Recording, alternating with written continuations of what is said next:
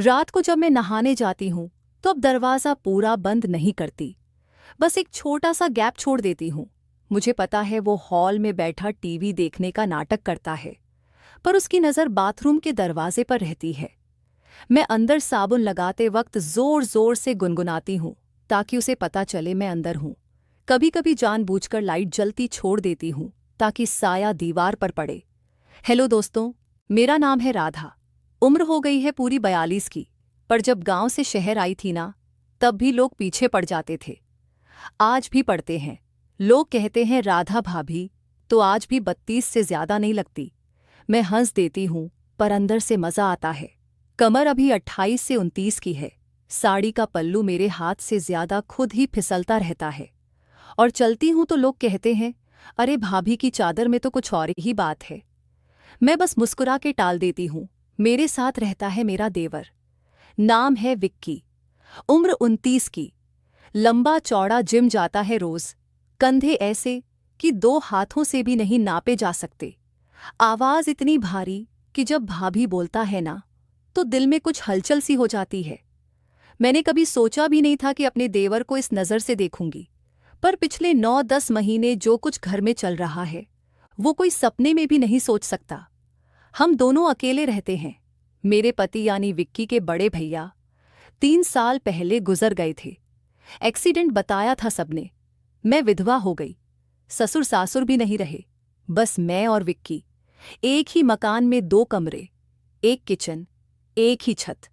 शुरू में तो सब नॉर्मल था। मैं भाभी, वो देवर, पर धीरे धीरे पता नहीं कब बातें बदलने लगी। सुबह उठती हूं तो विक्की बिना बनियान के बालकनी में खड़ा सिगरेट पीता रहता है। पीठ पर पसीना चमकता है। मसल्स ऐसे उभरे रहते हैं जैसे अभी फट जाएंगे। मैं चाय ले जाती हूं तो वह मुड़ता है। आंखें मेरी साड़ी के पल्लू पर टिक जाती हैं। पहले तो मैं झेप जाती थी, अब जानबूझकर पल्लू थोड़ा और ढीला छोड़ देती हूं। वो हंसता है और बोलता है, भाभी तुम दिन बदिन और खतरनाक होती जा रही हो। मैं हंस के कहती हूं, अरे देवर जी, तुम भी तो दिन बदिन और भारी होते जा रहे हो। कुछ तो रहम करो हम विधवाओं पर। वो पास आता है। चाय का कप लेते वक्त मेरी उंगलियां छू जाता है। जानबूझकर मेरी सांस रुक सी जाती है। रात को जब मैं नहाने जाती हूं तो अब दरवाज़ा पूरा बंद नहीं करती, बस एक छोटा सा गैप छोड़ देती हूँ। मुझे पता है वह हॉल में बैठा टीवी देखने का नाटक करता है, पर उसकी नज़र बाथरूम के दरवाजे पर रहती है। मैं अंदर अंदर साबुन लगाते वक्त जोर जोर से गुनगुनाती हूँ ताकि उसे पता चले मैं अंदर हूँ। कभी कभी जानबूझकर लाइट जलती छोड़ देती हूँ ताकि साया दीवार पर पड़े। एक दिन तो हद ही हो गई। मैं नहा के निकली सिर्फ पेटीकोट एंड ब्लाउज में, बाल गीले। विक्की सोफे पर लेटा था। मैंने उसकी वाइट शर्ट उठाई जो सोफे पर पड़ी थी और पहन ली। बटन नहीं डाले, बस 2 बटन नीचे से बंद किए। शर्ट मेरी जांघों तक भी नहीं आ रही थी। मैं किचन में चाय बनाने चली गई। विक्की उठा और पीछे पीछे आ गया। मैंने झुक के गैस जलाई तो शर्ट ऊपर खिसक गई। मैंने बनावटी गुस्सा किया, क्या देख रहे हो?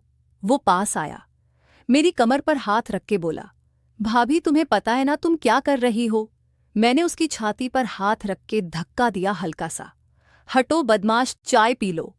पर उस दिन के बाद से कुछ और ही हो गया। वो रात रात भर मेरे कमरे के बाहर टहलता। मैं भी दरवाज़ा खुला छोड़ देती। कभी कभी वो अंदर आ जाता, मेरे बगल में लेट जाता। कुछ नहीं बोलता, बस हाथ मेरे हाथ पर रख देता। मैं भी चुप रहती। हम दोनों जानते थे कि अगर एक शब्द भी बोला तो सब खत्म हो जाएगा या शुरू हो जाएगा। फिर एक रात, वो रात मैं कभी नहीं भूल सकती। मैं लेटी थी, लाइट बंद थी, सिर्फ बाहर स्ट्रीट लाइट का उजाला आ रहा था। विक्की धीरे से आया, मेरे बगल में लेट गया। उसने मेरे कंधे पर हाथ रखा। मैंने कुछ नहीं कहा। उसका हाथ धीरे धीरे मेरी गर्दन पर आया, फिर गाल पर। मेरी सांस तेज हो गई। उसने मेरे कान में फुसफुसाया, भाभी मैंने तुम्हें कभी भाभी की नज़र से नहीं देखा। मुझे सिर्फ तुम चाहिए, वो वाला प्यार, पूरा का पूरा। मेरी आंखें बंद हो गईं। मैंने कुछ नहीं बोला। उसने मेरा मुंह अपनी तरफ घुमाया। होंठ करीब आ रहे थे। मेरी कमर में उसका हाथ कस गया और ठीक उसी वक्त दरवाज़ा झिया जोर से खुला। बाहर खड़ी थी मेरी ननद यानी विक्की की छोटी बहन पूजा। वो पिछले 2 दिन से मायके आई थी, पर हम दोनों इतने खोए हुए थे कि हमें याद ही नहीं रहा। उसके हाथ में मोबाइल था, रिकॉर्डिंग चल रही थी, उसने सब देख लिया। अगले 2 घंटे में पूरी बिरादरी इकट्ठी हो गई। मुझे उल्टा विधवा का लालची बदन, हर गाली मिली। विक्की चुप रहा, मुझे घर से निकाल दिया गया, सामान भी नहीं ले जाने दिया। मैं एक ऑटो में बैठी और शहर के उस कोने में पहुंची जहां कोई मुझे जानता तक नहीं था। किराए का एक छोटा सा कमरा लिया। दिन रात रोती, खाना बंद, सोचती अब मर ही जाऊंगी। विक्की गायब, फोन नहीं उठाता। मैंने सोचा वो भी शर्मिंदा है या डर गया।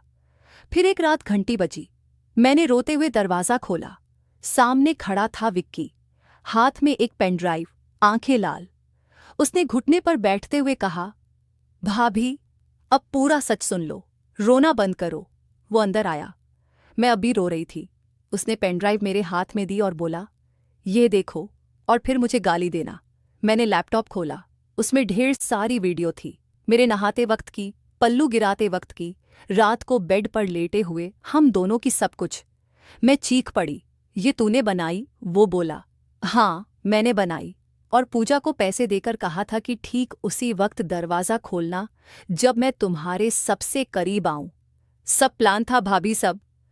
मैंने उसका कॉलर पकड़ लिया। क्यों किया तूने ऐसा? वो रोने लगा। बोला, क्योंकि तुम्हारी जान को खतरा था। तुम्हारा पुराना बॉयफ्रेंड राजू, वो तुम्हें मारने वाला था। उसने भैया का एक्सीडेंट नहीं होने दिया था, कत्ल किया था। मुझे सारे प्रूफ मिल गए थे। वो पिछले 1 साल से तुम्हारे पीछे पड़ा था। मैंने उसे मैसेज किया, अब राधा मेरी है, ये वीडियो देख, अगर जिंदगी प्यारी है तो हमेशा के लिए गायब हो जा। उसने वीडियो देखे, डर गया। आज वह देश से बाहर है, कभी लौटने की हिम्मत नहीं करेगा। मैं सन्न रह गई। वो बोला, पर तुम्हें सच कभी नहीं बताना था, इसलिए मैंने खुद को और तुम्हें दुनिया की नज़रों में गिरा दिया ताकि तुम सुरक्षित रहो। मैंने सोचा था तुम मुझे हमेशा के लिए गाली देती रहोगी, पर तुम जिंदा रहोगी। मैं कुछ बोल नहीं पाई, बस उसे गले लगाकर रोने लगी। उस रात हम दोनों रोते रहे, पर इस बार खुशी के आंसू थे। आज हम फिर उसी घर में हैं। दुनिया आज भी मुझे गाली देती है, पर हमें कोई फर्क नहीं पड़ता, क्योंकि हम जानते हैं जो बाहर से सबसे गंदा लग रहा था वही सबसे पवित्र था। मैं कुछ बोल नहीं पाई, बस उसे गले लगा के रोने लगी। उस रात हम दोनों रोते रहे, पर इस बार खुशी के आंसू थे। फिर विक्की ने मेरे कानों में बहुत धीरे से कहा, भाभी एक आखिरी सच और बाकी है। वो सुनने के बाद तुम चाहो तो मुझे गोली मार देना। मैं हटी, उसका चेहरा देखा।